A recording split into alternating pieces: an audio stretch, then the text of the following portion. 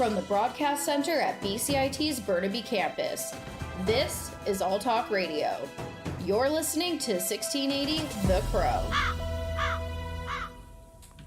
Good afternoon. I'm Shivani Joshi here with their news and sports updates at 12 on 1680 The Crow. There are reports of a shooting at University Golf Club near UBC where there is currently a large RCMP presence. There are not many details, but a tarp covering what seemed to be a body could be seen in the parking lot of the golf course. This morning, the Vancouver Police Department responded to reports of a car fire near West 21st Avenue and Crown Street, which is only 4 kilometers from University Golf Club.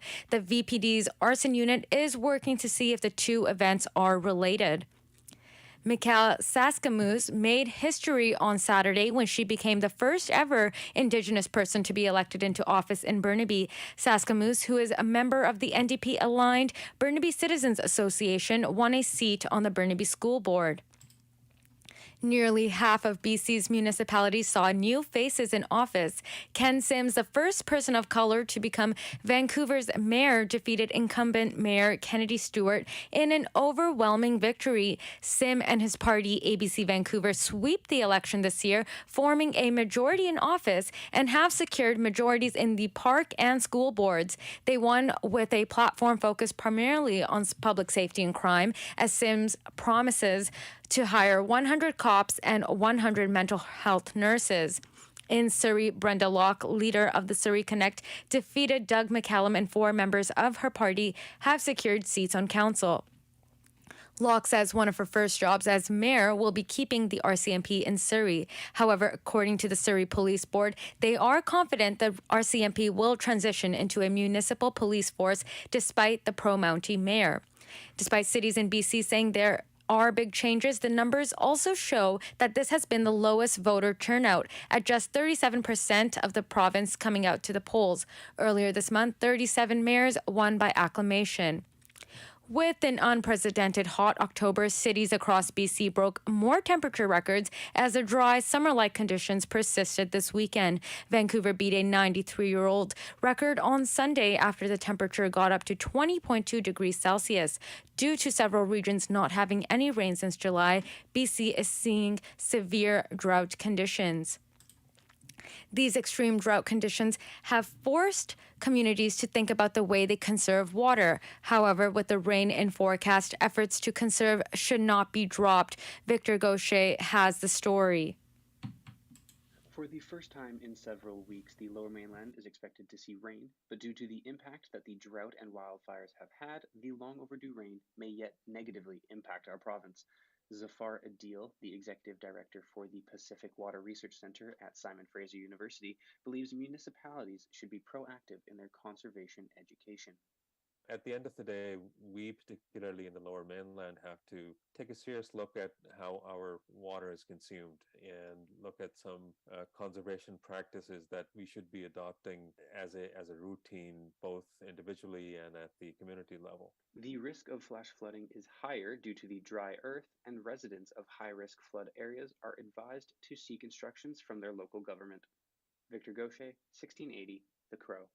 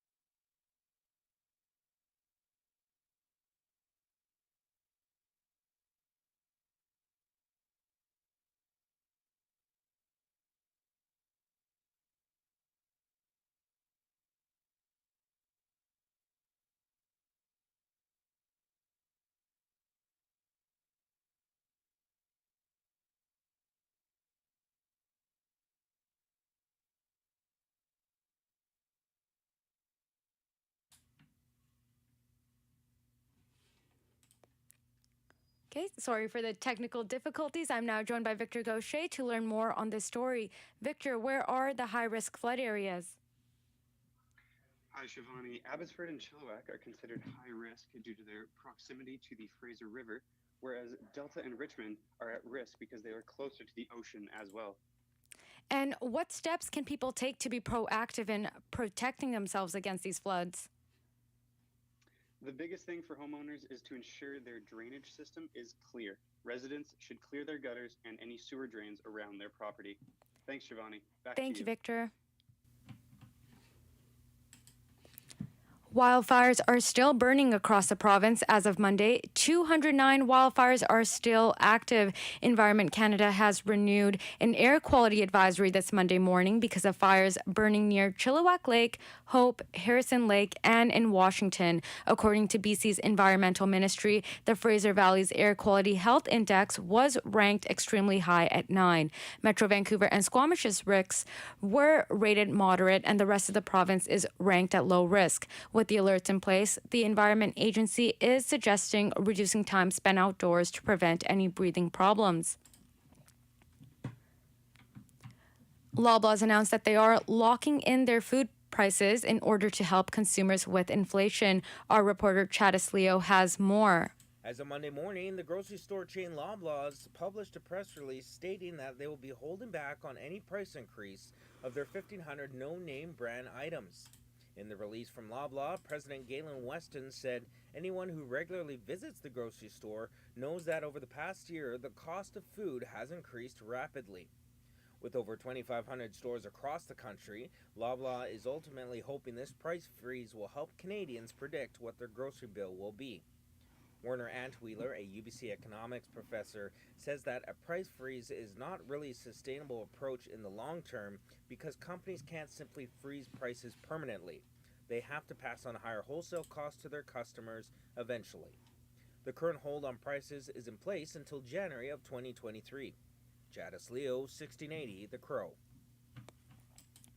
Vancouver Island drivers are still feeling the pressure due to high gas prices, while the lower mainland is getting a bit of a break. Gas prices in Metro Vancouver have dropped below $2 per liter, while the Vancouver Island is still around $2.15 a liter. Analysts say the price drop delay on the island is due to the delivery issues, as fuel from refineries have not yet made its way to the island. Today is day 3 of the inquiry into the federal government's use of the Emergency Act. A number of Ottawa's top officials are providing testimony about the protest. The commission is examining the circumstances that led to the declaration and the measures taken to deal with it. Ottawa City Manager Steve Kanellakis says the Freedom Convoyers were not expected to protest for as long as they did, and due to that, the city could not independently decide to close certain streets leading up to and during the convoy because the police were leading the response. The Emergency Act was declared by the Liberal government on February 14th, granting temporary extraordinary powers to police after 3 weeks of protest that has shut down the downtown core of Ottawa. Russian drones have struck central Kyiv this morning during the rush hour killing of 4 people. ABC reporter Britt Clennett has more. Desperately combed through rubble looking for survivors after a kamikaze drone attack on a residential building. Smoke rising behind me, and there's still an acrid smell in the air. Half of that apartment block blown away, rooms sliced into halves as people would have been getting up for the morning and getting ready for the day. Firemen were able to pull out several people, but at least 3 were killed, including, we're told, a pregnant woman. According to officials, the drone appeared to include Iranian-made units. Now on to your sports update. The Vancouver Canucks are taking on the Washington Capitals today at 4 p.m. in the Capital One Arena. The Canucks are currently 0-2 and looking for their first win of the season. Tucker Pullman is currently day-to-day after leaving their last game with an undisclosed injury. Great Canadian tennis player Daniel Nestor was listed on the 2023 Class of International Tennis Hall of Fame ballot. Nestor, whose career has spanned almost 20 years, is a Grand Slam doubles champion and 4-time mixed doubles Grand Slam winner. In order to make it to the Hall of Fame, the candidate must receive a vote of at least 75% of the total official vote group and any extra points from fan voting. CF Montreal has advanced to the next round of the MLS Cup playoffs following a 2-0 win over Orlando City Sunday night. The team will now face the winner of tonight's match between New York City FC and Inter Miami in next Sunday's conference semifinals. Montreal is the only Canadian team in the MLS Cup playoffs. This was your news and sports update at noon on 1680 The Crew. I'm Shivani Joshi. Stay tuned for more on BCIT's 1680 The Crow.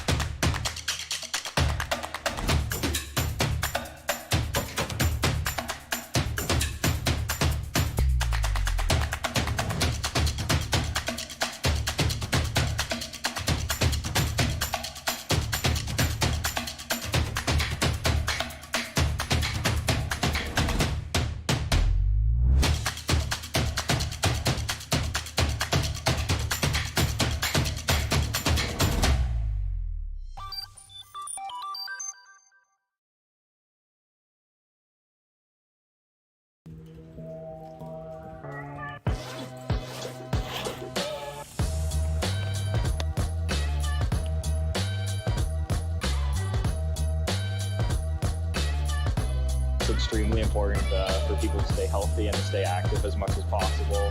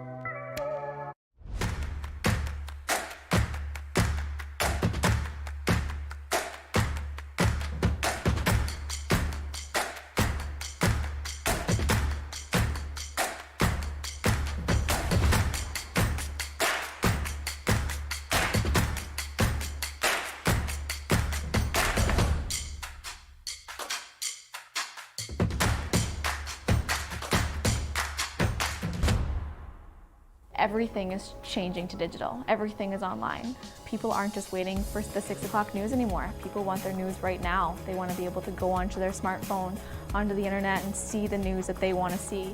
Vancouver is growing at, a really rapid rate, the Lower Mainland even, and with the tools that we're given here, we're able to cover all of that.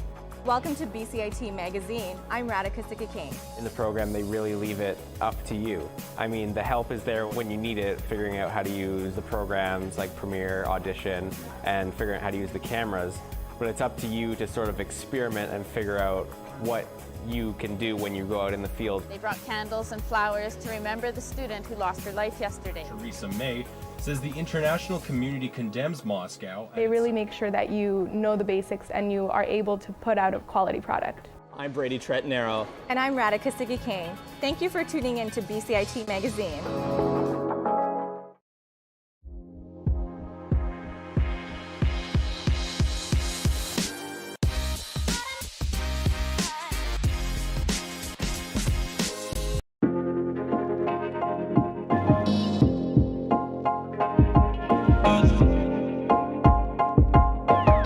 Thank you for joining us here on another companion call for BCIT News. I'm Chad Leo, your host today, and we are on the British Columbia Institute of Technology here in Burnaby, and BCIT and ourselves acknowledges that the campus is located on the unceded traditional territories of the Coast Salish nations, which include Musqueam, Tsleil-Waututh, and the Squamish Nation.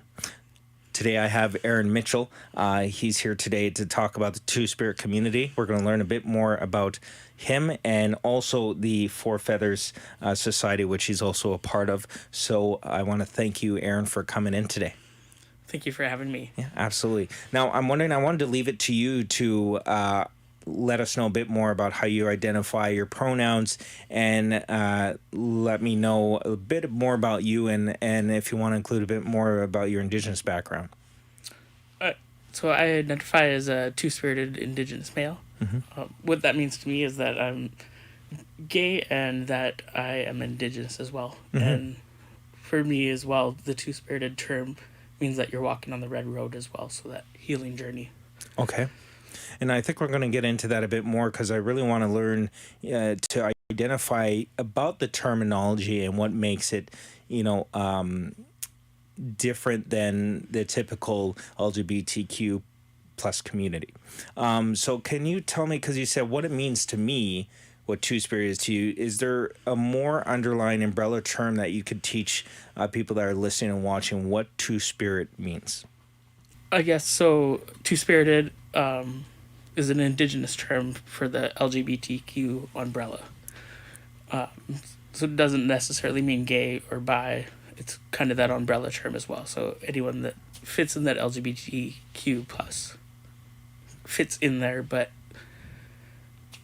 I'd say they need to be Indigenous as well for that term.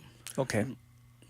And can you tell me, and again, it might be a bit obvious, but if you can tell me what are the underlying reasons why it's important today for Indigenous people that are part of this community to identify under the Two-Spirit category, if I may be so bold, or and because it's obviously part of the LGBTQ community, but there's this terminology that's separating Indigenous people instead of LGBTQ. Can you tell me why that difference is so important? I guess because it's bringing back that decolonization, right? So back in the day, two-spirited individuals were considered higher. Like they were usually shamans, like medicine men or women. So it's that decolonization and educating, I guess, right? So with the residential schools and everything, that the churches kind of took that away, right? So it's bringing it back and showing that it's okay to be who you are. Mm-hmm. And you talked about that when we were communicating through email before we met here physically, and you talked about the struggles that you have with your identity today. You're still facing it compared to what you had, growing up and younger. So can you tell me a bit about the struggles you had as a young Indigenous person and how you're still trying to find who you are today? When I was growing up, I was in a small community. So there wasn't many people that were out, I guess. So I didn't really know where I was, who I was, because I didn't really see it. And I guess in a way it felt wrong because it wasn't normal. Were you, like, when did you know that you were different? I'd probably say around 10 to 12-ish. 10, 12, okay. Now, growing up in a small community, obviously times have changed now where there's a lot more acceptance to the LGBTQ plus community. Now, as somebody who is out and is actively part of a society, which we're going to talk about, do you feel like, maybe you can't speak for Indigenous communities as a whole, but the community you're from, do you feel like there's been a greater sense of acceptance of the community and yourself? I'm not really sure. Like I haven't really been part of my community that I grew up in. I was always like I went to school off of the reserve and away from the community. I do know a few community members that have came out as well, so I don't really see the discrimination, but I'm not also there to know if it is happening or not. Sort of like myself too, a bit more of a urban Indigenous member. Yeah. Okay, fair enough. Now let's talk a bit about the Four Feather Society, which is where I found you guys online and how we're here today. And it seems like it is a support community for two-spirited people in the Lower Mainland. And I'm wondering if you can elaborate and extend on why it's important that you're a part of this society and what are they doing to help two-spirited community members?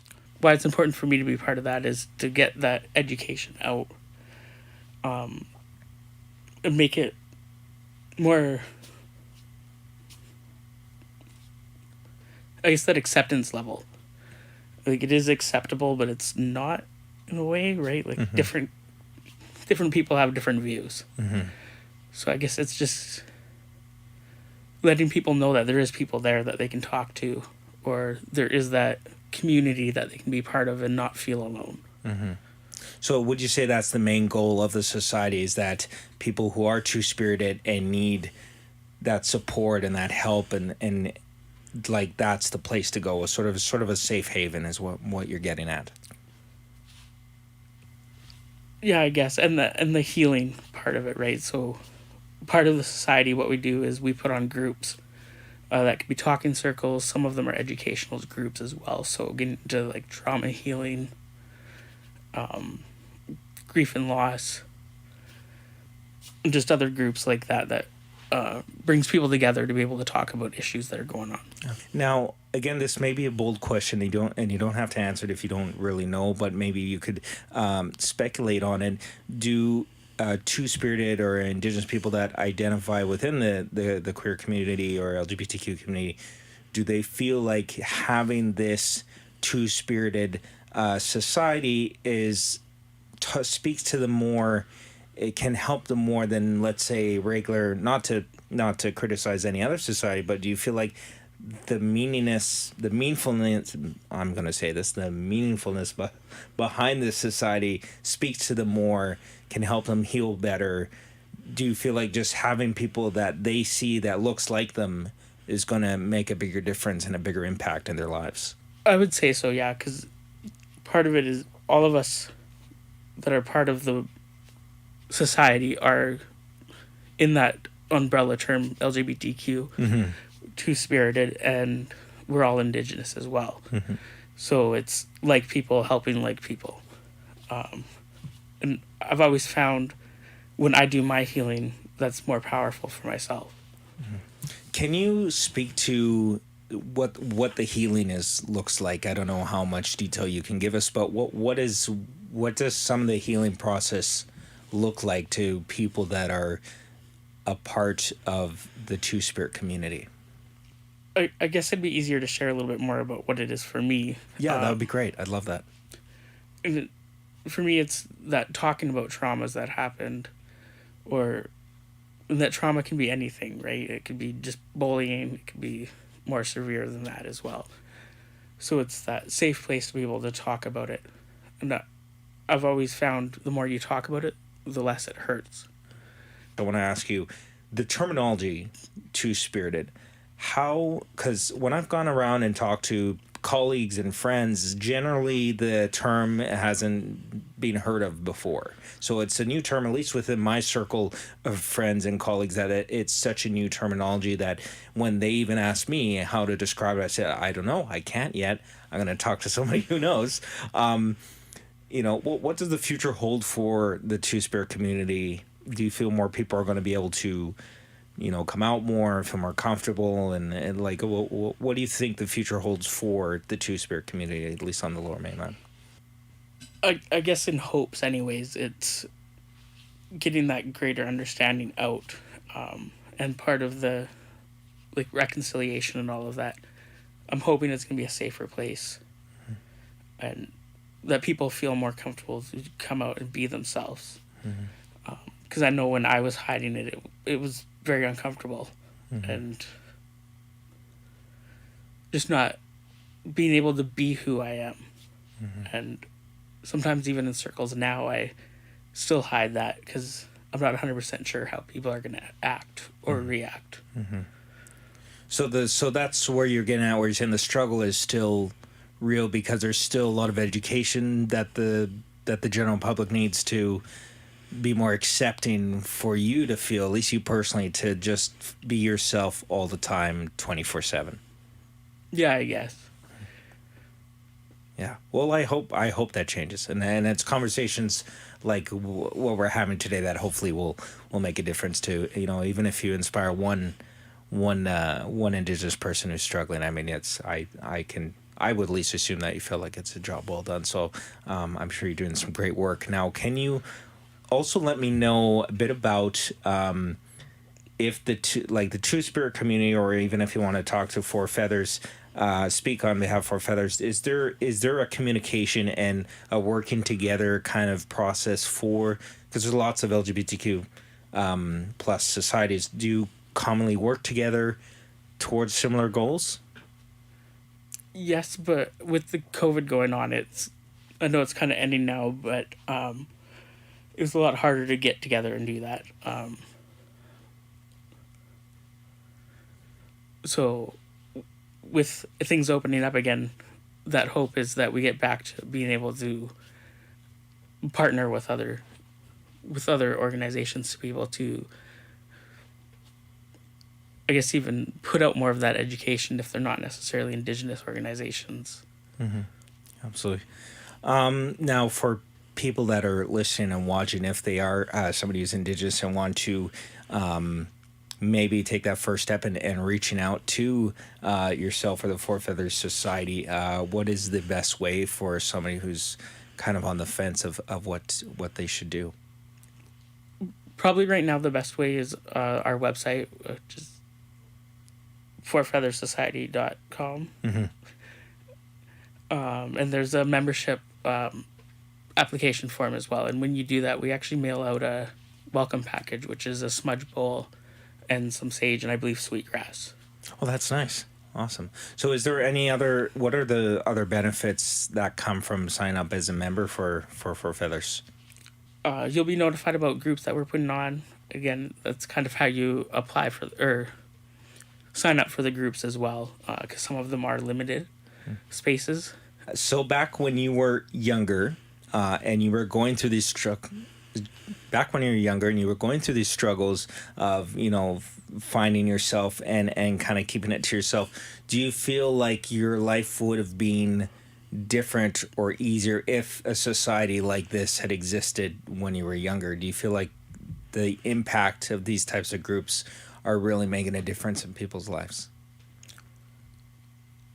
I do feel like it would have been different because I would have realized that there was people out there like me. I felt like it was just me and I was broken, I guess, is the best way to put it. Or not normal, but what is normal even, right? So it's... I think having that society would have been even easier, right? Knowing that there's people there, people that I could have talked to, and giving you the support that you need, right? Yeah. Yeah. And because you've obviously worked directly with a lot of members and people coming through the society, what has been the general reaction of those people who are going through the programs? Can you maybe give us a little insight on how it's changing their lives? I guess I've been able to see people do their healing, right, and have that space to be able to talk. So seeing more comfort from them and from the beginning to maybe a couple groups in, they're more comfortable speaking in front of the other people as well. Mm-hmm. You must see when they come in, maybe, really timid and reserved, and then as time goes by, when you get to know people, all of a sudden they might be a completely different human being, like week 3, 4, or 5, or 6, I'm assuming. Exactly. Yeah, what a difference, eh? I mean, that's how you can tell, right? You can tell that they're being more comfortable, more open. At least I would assume so. That's amazing. Now this might be an interesting thing to find out, is looking into part of the healing process. Can involve many different things. Does the society or other societies have like elders that come in and help with the healing process as well too? We have had elders. Again, most of our stuff's been through Zoom, just the challenging times right now. So we have elders that participated in the Zooms for people to talk to. We did do an event. It was kind of like a camp out healing, and we had some elders there as well. And I have seen a lot more organizations out there having the elders come in as well. That's good. Sounds like that's really helpful. Well, Aaron, I want to thank you so much for taking the time out of your day to come here to the BCIT Burnaby Campus and talk about the Two-Spirit community, talk about your journey, and these things are sometimes hard to talk about, but I'm sure people that are listening and watching will hopefully appreciate the conversation. So thank you so much. Thank you.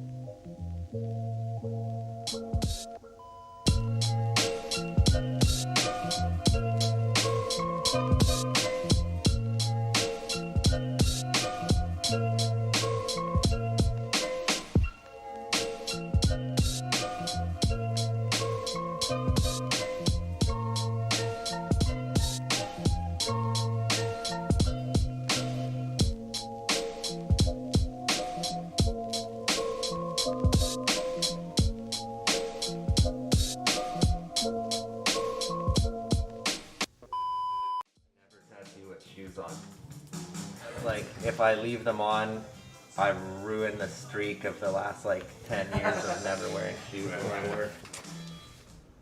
I do all kinds of tattoos, whatever the customer asks for mostly. But lately I've been doing mostly form line style of indigenous tattoos. I'm Métis on my dad's side, but I was raised by my mom. So I didn't grow up with a huge personal connection to my indigenous ancestry. But as I started doing more indigenous tattoos, that kind of got me a little bit more interested in finding more about my own history. Vasa hari tundo, tatemusli, saschosli, nadle witen yinka dene dakes. In my language, that means my name is Randall Bear Barnetson. I come from the Bear Clan, the village of Nadle, and of the Dakels First Nation. That's my nation. On the back tattoo, I think it's been about 12 hours now, I would say. 10 to 12 hours. On my left arm here, I have the bear for Dentemu, my Bear Clan, and then I have the Thunderbirds on the middle, and then the double eagles on the bottom. So this is for my Dakels people on my mother's side, and then also the double eagles for my Newhawk family, and then the Thunderbirds for my father's side. His crest was a Thunderbird. So that's why I have the Thunderbird on my back as well, along with the bear. Since time immemorial, we would commission an artist to do a clan design or a crest for us in our community. We'd go to a local artist and ask them to do a design for our clan or community to represent ourselves, our family, our community, our nation. Adi, Ani, Sasan, welcome to my studio.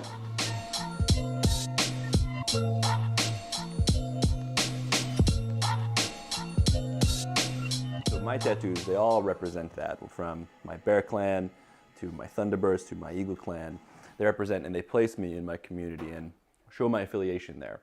And so that's why I love working with Logan, because Logan, he helps me to kind of embody these teachings in these clans and crests, and he really contextualizes these teachings that we have. And then on this side, I got the East Van cross, because where I was born, East Van. So I kind of go between two, because traditionally, land and people are the most important things to us as traditional indigenous people. So when I turned 18, I was like, I'm going to get the East Van cross on my arm. I'm going to go to do it. I went to a tattoo artist, and he said, nah, come back in a couple of years when you figure it out a bit more. And I was like, what the hell, man? I want to get tattooed. And he was like, nah, think about it some more, come back. And then I waited a decade, and Logan did it for me.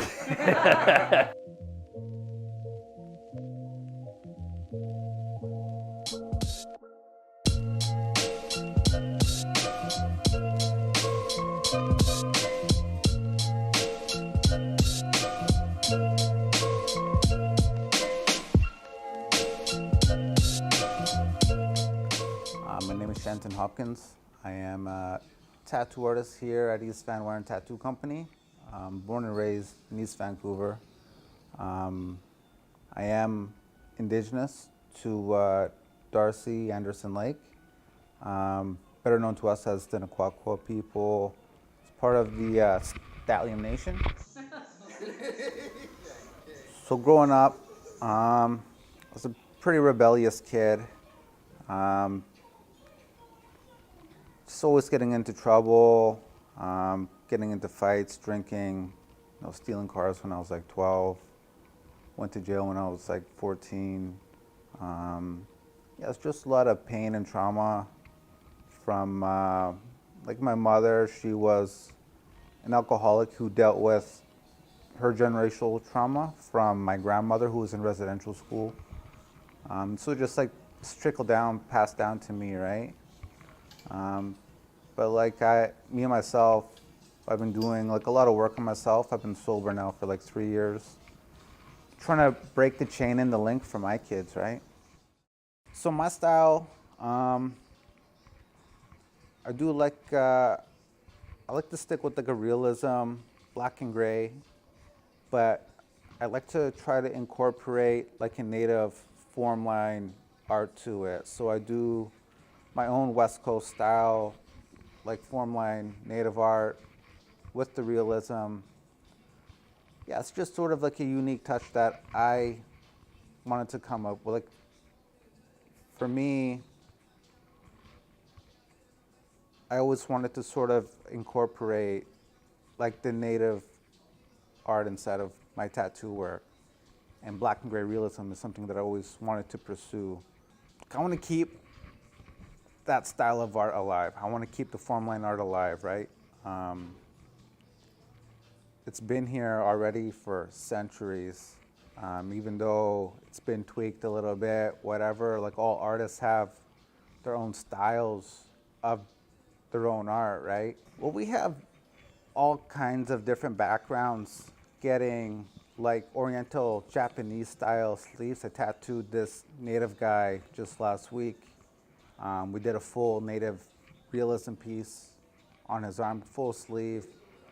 He already had an existing like Oriental Japanese style dragon on his other arm, right? I'm like, yeah, if like you have like enough love and respect for the culture, like I don't see why it would be an issue for anybody to want to get like form line native art tattooed on their bodies, right? If it's nothing but love and respect, that's all that matters, right?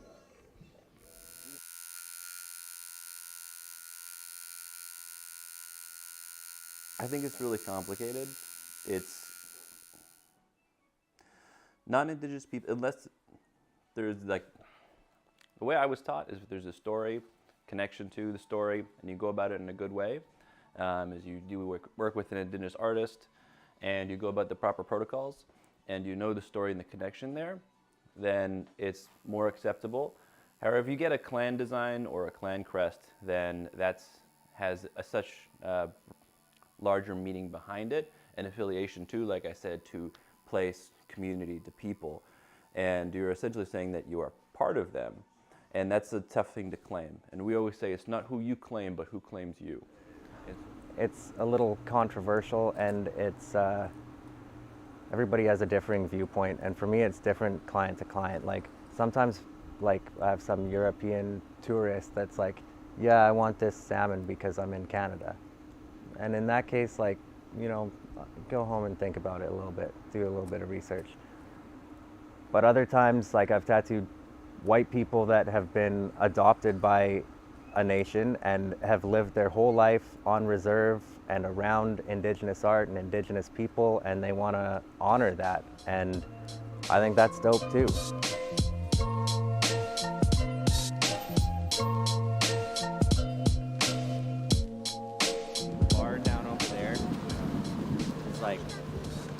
Was a strip club and very much like a biker skittish kind of hangout.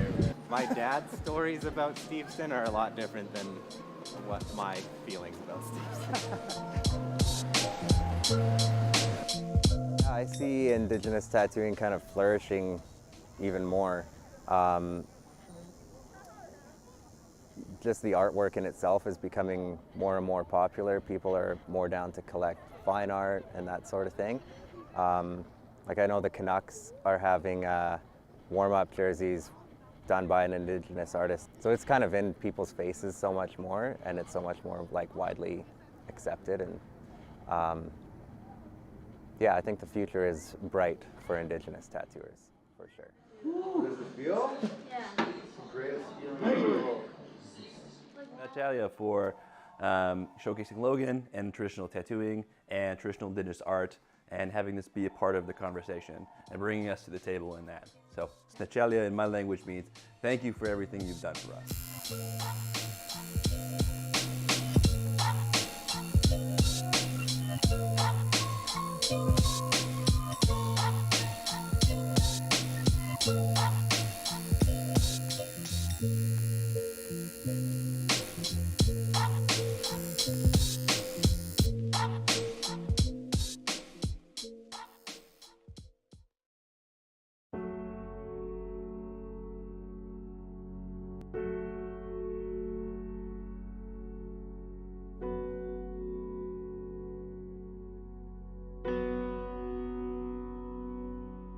I was just gonna go do my own thing, but then I ended up, there's something in me that just stopped, and I sat on the curb and I just started crying, and I was like, what am I doing with my life? Like, what? This is just, I don't want to do this anymore.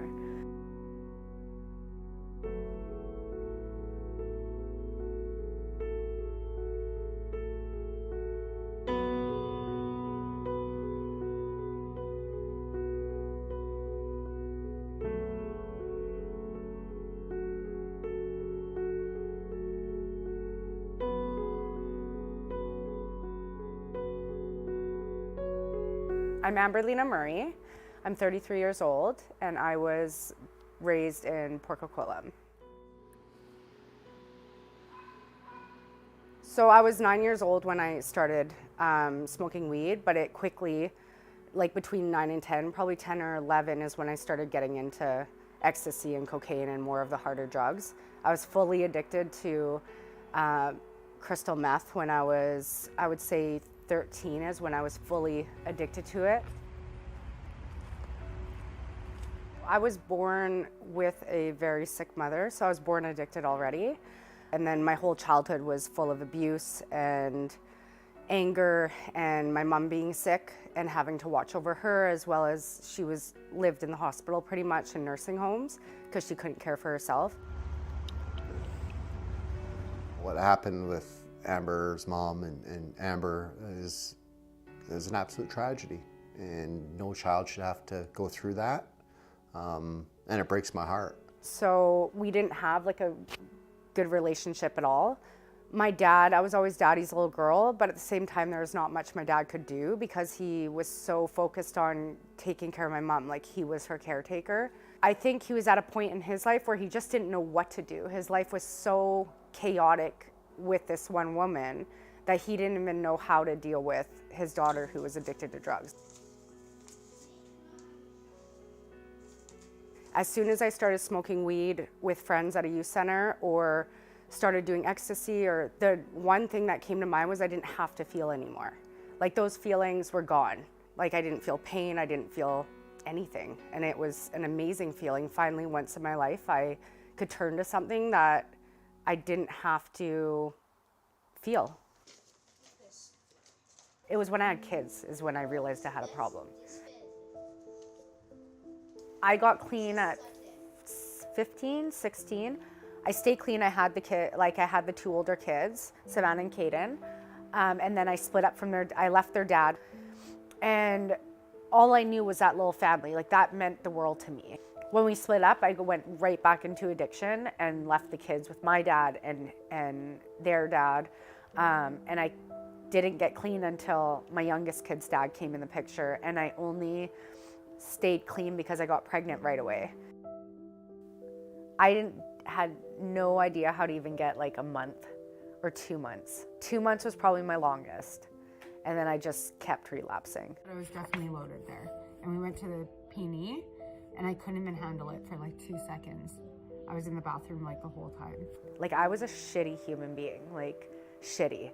Like I was not a nice person unless I wanted something. That was the only time I was nice. And as soon as I got it, you wouldn't see me again. Like I just, totally opposite person than who I am off drugs.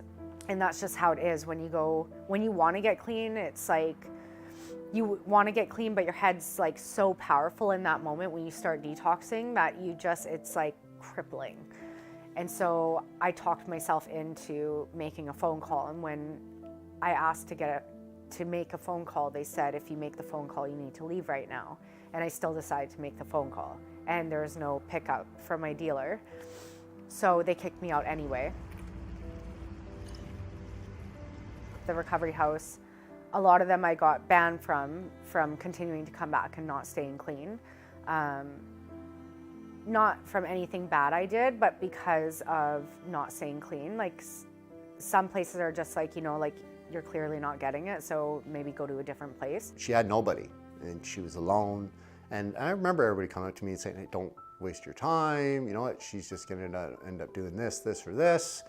And I can understand where they were coming from, right? Because a lot of people had invested a lot into Amber, and Amber made unhealthy choices, but that's to be expected by somebody that is in addiction, right?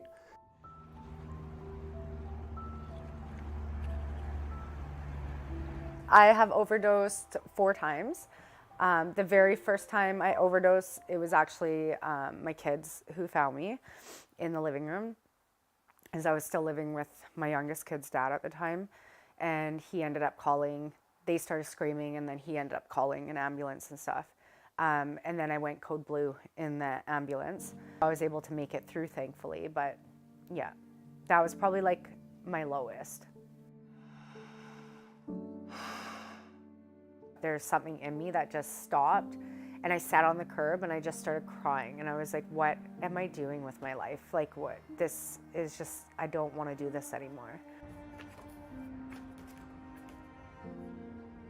I remember being in like recovery for like in a recovery house for like the 6th time, and I had a weekend, or not a weekend, but my youngest kid's dad brought them all to me to have like an hour visit. And I remember like that so clearly, that they were leaving, and this is after about 6 months and not seeing them at all, because I was in addiction, and then the recovery house I was in, you can't see anyone for a month. So he came and brought them, and when they were leaving, all 3 of them were like screaming and crying and like would not let go of me at all. Where the staff at the house had to come out and pry them off me, and I like cried for days. I just didn't want to let go, and I wanted to stay with her, and I just wanted her to come back home with us. I just felt really sad because I didn't understand why my mom couldn't come see us and why we always had to come see her. It's heartbreaking. It's like, I'm doing this, by not putting the work into me. And continuing to use, I'm causing so much trauma in my kids that I grew up with. And I mean, they're floating around house to house like there's no stability at all. So, and no one's gonna love them the way that I love them. Because of my chronic relapsing, to help me stay in the houses, of writing what the kids would say to me. I love you, Mommy, and I want you to stay there and get the help you need, so when you come home, we can laugh and have fun again together. Like, addiction took everything from me, like my ability to be a mom, my ability to know how to even love on my kids. Like, I didn't know how to hug my kids anymore. Like, that natural mom instincts were gone. Like, I had to relearn all that through my recovery. It took me a long time to even talk about my mom, like before I got clean this time, but I knew if I wanted to stay clean this time, I had to talk about her. So like prior to this, like I just hated her. Like I thought she ruined my whole life. Because I knew like deep down that if I didn't have a mom like that, I probably would have had a better chance in life. Yeah, myself and one other woman in this. I did feel like the kids deserved to know why they went through what they did. And also deserve to know and also sharing my experience with them maybe help them for their future. And if my parents shared with me their experience, I would have known what a Narcotics Anonymous was. I would have known what Alcoholics Anonymous was. I would have known where to go to get help. I think it's amazing that Amber is like super honest with them and super transparent. And but I also think that Amber does that because she wants to make sure that they understand that, you know, this is what happens and these are the consequences. You're going out with Auntie Sunday morning. What day am I? She understands what she put us through, and I feel like she tries to make up for it all the time. But like now, there's nothing really to make up for anymore. So this is something I keep, and it's like all my medallions over the years. From the Broadcast Center at BCIT's Burnaby Campus, this is All Talk Radio. You're listening to 1680 The Crow. Good afternoon, I'm Angelina Mintz with your news updates to 1 p.m. There are reports coming in from a shooting that has taken place at a golf course near UBC this morning. Not many details have been released, but there is a tarp covering what is assumed to be a body spotted in a parking lot of the university's golf course. This morning, the Vancouver Police Department responded to reports of a car fire near West 21st Avenue and Crown Street, which is only 4 kilometers away from the university's golf club. The VPD's arson unit is working to see if the two events are related. Vancouver's Mayor-elect Ken Sims says his team is already working hard for his November 7th inauguration. At a press conference held this morning, he confirmed his team is being co-led by former Surrey Mayor Diane Watts. Sim, whose team will hold a strong majority on City Council, Parks Board, and Schools Board, says he will concentrate on fulfilling the goals of his 94-point election platform and mapping out a plan for that over the next 3 weeks. And Conservative leader Pierre Poilievre has slammed the outgoing mayor of Vancouver, Kennedy Stewart, claiming voters in the municipal election had rejected left-leaning policies. During question period, Poilievre said city voters sent a message that their lives had become too unaffordable and decried the Liberals' carbon pricing policy. Why won't this costly coalition get the message from British Columbia that people cannot afford these taxes and cancel their plan to triple the tax? The Liberals said Canadians did receive climate incentive payments this weekend, giving them money back from the carbon pricing mechanism. And with BC being in a drought, this has forced communities to think about the way that they are conserving water. However, with rain scheduled for later this week, our reporter Victor Gauthier learns this doesn't mean conservation efforts should come to a halt. For the first time in several weeks, the Lower Mainland is expected to see rain, but due to the impact that the drought and wildfires have had, the long overdue rain may yet negatively impact our province. Zafar Adil, the executive director for the Pacific Water Research Center at Simon Fraser University, believes municipalities should be proactive in their conservation education. At the end of the day, we, particularly in the Lower Mainland, have to take a serious look at how our water is consumed and look at some conservation practices that we should be adopting as a routine, both individually and at the community level. The risk of flash flooding is higher due to the dry earth, and residents of high-risk flood areas are advised to seek instructions from their local government. Victor Gauthier, 1680, The Crow. The grocery chain Loblaws has announced they are locking their food prices amidst inflation. Our reporter Chattis Leo has the story. As of Monday morning, the grocery store chain Loblaws published a press release stating that they will be holding back on any price increase of their 1,500 no-name brand items.